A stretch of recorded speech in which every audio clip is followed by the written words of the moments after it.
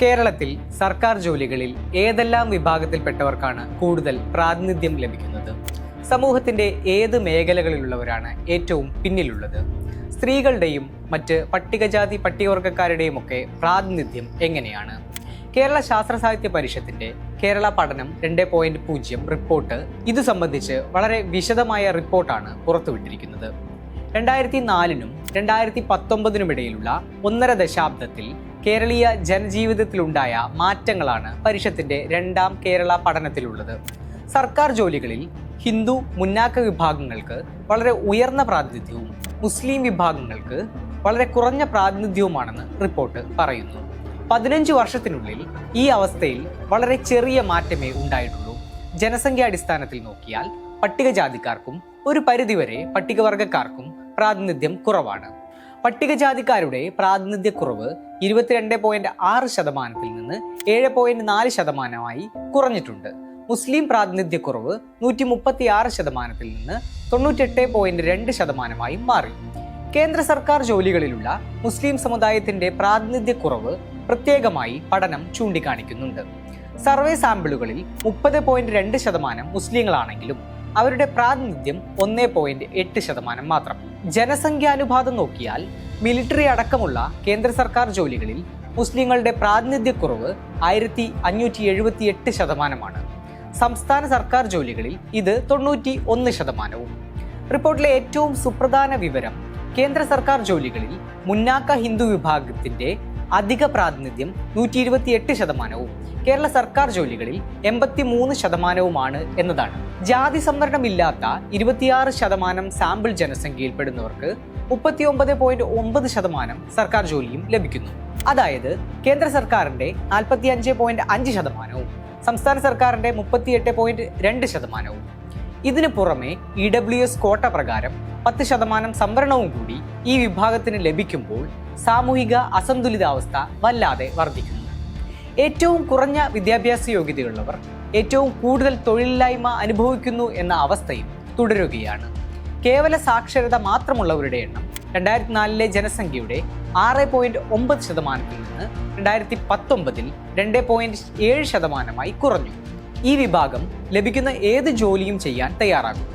Primary വിദ്യാഭ്യാസം മാത്രമുള്ളവരുടെ തൊഴിലില്ലായ്മ 6.1% നിന്ന് 6.9% ഉയർന്നു. ഈ വിഭാഗത്തിന്റെ വലിപ്പം കുറഞ്ഞു വരുന്നതിനൊപ്പം പ്രൈമറി വിദ്യാഭ്യാസം മാത്രം യോഗ്യത വേണ്ട ജോലികളുടെ എണ്ണവും കുറഞ്ഞു വരുന്നു. 2004-ൽ ഏറ്റവും കൂടുതൽ തൊഴിലില്ലായ്മ, അതായത് 33.7%, +2 വരെ പഠിച്ചവരിലായിരുന്നുവെങ്കിലും അത് നിലവിൽ 17.6% കുറഞ്ഞിട്ടുണ്ട്. ഡിപ്ലോമക്കാർ, ഡിഗ്രിക്കാർ, പോസ്റ്റ് ഗ്രാജുവേറ്റുകാർ, പ്രൊഫഷണൽ ഡിഗ്രിയുള്ളവർ എന്നിവർക്കിടയിൽ തൊഴിലില്ലായ്മ താരതമ്യേന കുറഞ്ഞു എന്നത് സ്വാഗതാർഹമായ മാറ്റമാണെന്ന് പഠനം ചൂണ്ടിക്കാണിക്കുന്നു. ഈ ഗ്രൂപ്പുകളെല്ലാം കൂടി ഇപ്പോൾ തൊഴിലെടുക്കുന്ന വിഭാഗത്തിന്റെ 21.5%. 2004-ലെ സർവേയിൽ ഇത് 16.1% ഇവരുടെ വരുമാനവും ആനുപാതികമായി കൂടിയിട്ടുണ്ട്. ഇത് സംസ്ഥാനത്തിന്റെ സാമ്പത്തികാവസ്ഥയ്ക്ക് ഉണ്ടാക്കിയ ഗുണപരമായ ഫലം കുറച്ചു കാണാനാകില്ല. കാലം മുന്നോട്ട് പോകുന്നതിനൊപ്പം സ്വാഭാവികമായും എല്ലാ മേഖലകളിലും തൊഴിൽ വേതനം ഗണ്യമായി കൂടി. മൊത്തത്തിൽ വേതന വരുമാനത്തിന്റെ കാര്യത്തിൽ 70.7% വർധനമാണ് ഉണ്ടായത്. സേവന മേഖലയാണ് ഏറ്റവും വലിയ തൊഴിൽദാതാവ്. പ്രാഥമിക മേഖലയിൽ പണിയെടുക്കുന്നവരുടെ എണ്ണം ചെറിയ തോതിൽ വർദ്ധിച്ചിട്ടുണ്ടെങ്കിലും മൊത്തം വരുമാനത്തിൽ ഈ മേഖലയുടെ സംഭാവന മുമ്പത്തെ അപേക്ഷിച്ച് കുറവാണ്. 3 മേഖലകളിലും സ്ത്രീകളുടെ വേതനം പുരുഷന്മാരുടേതിനേക്കാൾ കുറവാണ്. പ്രാഥമിക ദ്വിതീയ മേഖലകളിൽ സ്ത്രീകളുടെ ശരാശരി വേതനം പുരുഷന്മാരുടെ വേതനത്തിന്റെ പകുതിയിൽ താഴെയാണ്. ദ്വിതീയ മേഖലയിൽ സ്ത്രീകളുടെ തൊഴിൽ പങ്കാളിത്തം കൂടുതലും പരമ്പരാഗത വ്യവസായങ്ങളിലാണ്. ഇവിടെ വേതനം കുറവുമാണ്. സേവന മേഖലയിലും സ്ത്രീ പുരുഷ വേതന വ്യത്യാസം നിലനിൽക്കുന്നുണ്ടെങ്കിലും മറ്റു 2 മേഖലകളിലെ അത്ര ഗണ്യമായ തോതിലല്ല. മനുഷ്യാധ്വാനം ആവശ്യമായ മേഖലകളിൽ പുരുഷന്മാരുടെ വരുമാനം സ്ത്രീകളുടെ വരുമാനത്തിന്റെ ഇരട്ടിയാണ്. എന്നാൽ പ്രൊഫഷണലുകളുടെ ഇടയിലും ഓഫീസ് ജോലികളിലും ഈ വ്യത്യാസത്തിന്റെ തോത് താരതമ്യേന കുറവാണ്.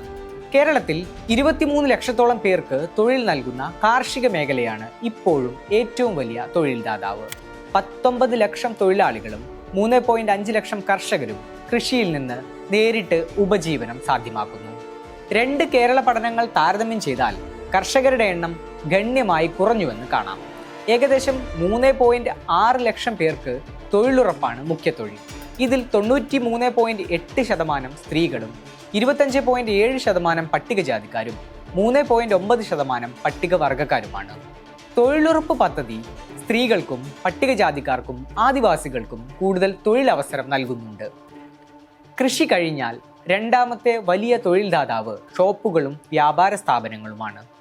7,67,000 ഷോപ്പ് ഉടമകളും 7,35,000 ഷോപ്പ് അസിസ്റ്റന്റുമാരും ക്ലർക്കുമാർ, ക്ലീനർമാർ തുടങ്ങിയവരും ഈ മേഖലയെ ആശ്രയിച്ച് ജീവിക്കുന്നു. നിർമ്മാണ മേഖലയിൽ ഏകദേശം 40,000 സൂപ്പർവൈസർമാർ, 3,20,000 വിദഗ്ധ തൊഴിലാളികൾ, 2,30,000 അവിദഗ്ധ തൊഴിലാളികൾ എന്നിവർ പണിയെടുക്കുന്നു. 2004 അപേക്ഷിച്ച് അവിദഗ്ധ തൊഴിലാളികളുടെ എണ്ണം കുറഞ്ഞിട്ടുണ്ട്. ഇതര സംസ്ഥാന തൊഴിലാളികൾ ഇവിടുത്തെ തൊഴിലാളികൾക്ക് പകരം പണിയെടുക്കുന്നത് കൊണ്ടാകാം ഈ കുറവ് സംഭവിച്ചത്. കയർ, കശുവണ്ടി, ഓട്, കൈത്തറി തുടങ്ങിയ പരമ്പരാഗത വ്യവസായങ്ങളിൽ തൊഴിലെടുക്കുന്നവരുടെ എണ്ണത്തിൽ 82% ഇടിവുണ്ട്. അതേസമയം ആധുനിക വ്യവസായങ്ങളിൽ 36% വർധനവുമുണ്ട്. 4,48,000 ഡ്രൈവർമാരും 43,000 ബസ് കണ്ടക്ടർമാരും 1,92,200 ഓട്ടോ ഡ്രൈവർമാരും അടങ്ങിയ ഗതാഗത മേഖല മറ്റൊരു പ്രധാന തൊഴിൽദാതാവാണ്. വിദ്യാഭ്യാസ മേഖലയിൽ 3,11,000 ടീച്ചർമാരും ഗവൺമെന്റ്, എയ്ഡഡ്, അൺഎയ്ഡഡ്, പാരലൽ സ്ഥാപനങ്ങളിൽ ക്ലർക്കുമാരും അസിസ്റ്റന്റുമാരും അടങ്ങുന്ന മറ്റ് 41,000 പേരും തൊഴിലെടുക്കുന്നു. ഏറ്റവും കൂടുതൽ വരുമാനമുള്ള തൊഴിലുകൾ ഡോക്ടർമാർ, വ്യവസായികൾ, കോളേജ് സർവകലാശാല അധ്യാപകർ, എഞ്ചിനീയർമാർ, അഭിഭാഷകർ, ഉദ്യോഗസ്ഥർ, IT പ്രൊഫഷണലുകൾ എന്നിവരാണ്. ഏറ്റവും കുറഞ്ഞ വേതനമുള്ള ജോലികളിൽ വനവിഭവങ്ങളുടെ ശേഖരണം, പരമ്പരാഗത വ്യവസായങ്ങൾ, ലോട്ടറി ടിക്കറ്റ് വിൽപ്പന, വീട്ടുജോലി, നഴ്സറി ടീച്ചർ എന്നിവ ഉൾപ്പെടുന്നു. ഈ ജോലികളിൽ കൂടുതലും സ്ത്രീകളാണുള്ളത്. വനവിഭവ സമാഹരണത്തിൽ കൂടുതലും ആദിവാസികളാണ്. കൃഷി, പരമ്പരാഗത വ്യവസായം, മറ്റ് കുറഞ്ഞ വരുമാനമുള്ള തൊഴിലുകൾ എന്നിവയിൽ പട്ടികജാതി, പട്ടികവർഗക്കാർ കൂടുതലാണ്. ഉയർന്ന ഇടത്തരക്കാരുടെ നല്ല ശതമാനവും ഓഫീസ് ക്ലർക്കുമാരാണ്.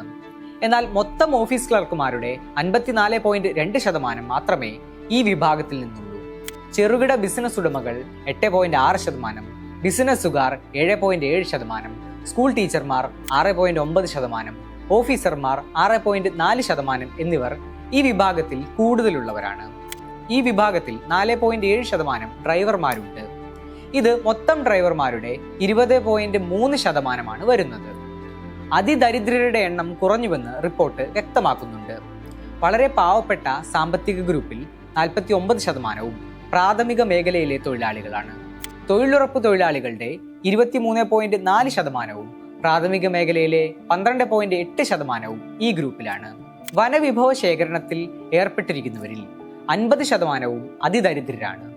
പരമ്പരാഗത കുടിൽ വ്യവസായ തൊഴിലാളികൾ 26.7%, വീട്ടുജോലിക്കാർ 12.5%, അറ്റൻഡർമാർ, തൂപ്പുജോലിക്കാർ 11.1% എന്നിവരാണ് ഏറ്റവും ദരിദ്രരുടെ വിഭാഗത്തിൽ കൂടുതലുള്ളത്.